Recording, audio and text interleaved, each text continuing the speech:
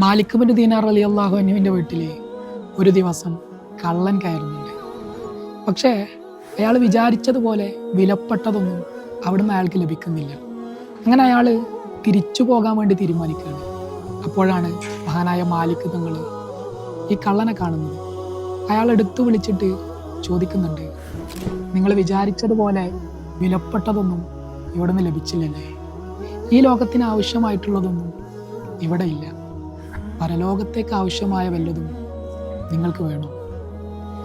കുറച്ചു നേരത്തെ മൗനത്തിന് ശേഷം കള്ളനായ മനുഷ്യൻ മറുപടി പറയുന്നുണ്ട്, പരലോകത്തിന് ആവശ്യമായ വല്ലതും നിങ്ങളെത്തുണ്ടെങ്കിൽ എനിക്ക് വേണം. മാലിക് തങ്ങൾ സൗമ്യനായിട്ട് അയാളോട് പറയുന്നുണ്ട്, എങ്കിൽ നിങ്ങൾ ചെന്ന് വുളു എടുത്ത് 2 റക്അത്ത് നിസ്കരിക്കും. മാലിക് തങ്ങൾ പറഞ്ഞതുപോലെ അയാൾ ചെന്ന് വുളു എടുത്ത് 2 റക്അത്ത് നിസ്കരിച്ച് ശേഷം കുറച്ച് സമയം അദ്ദേഹത്തോടൊപ്പം ഇരിക്കുന്നുണ്ട്. പിന്നീട് പെട്ടെന്ന് എഴുന്നേറ്റ് പള്ളിയിലേക്ക് നടക്കുകയാണ്.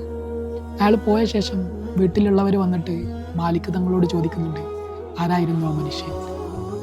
അദ്ദേഹത്തിൻ്റെ മറുപടി ഇങ്ങനെയായിരുന്നു, അയാൾ നമ്മളെ മോഷ്ടിക്കാൻ വേണ്ടി വന്നതാണ്, പക്ഷേ നമ്മൾ അയാളെ മോഷ്ടിച്ചു. നമ്മോടെന്തെങ്കിലും അന്യായം ചെയ്യുന്നവരോട് അവരെ കുറ്റപ്പെടുത്താൻ, അകറ്റി നിർത്താൻ, ആട്ടിയോടിക്കാൻ ആർക്കും സാധിക്കും. പക്ഷേ അവരെ തിരുത്താനും ചേർത്ത് നിർത്താനും വിശാലമായ ഹൃദയമുള്ള വളരെ കുറച്ചു പേർക്ക് മാത്രമേ സാധിക്കുകയുള്ളൂ.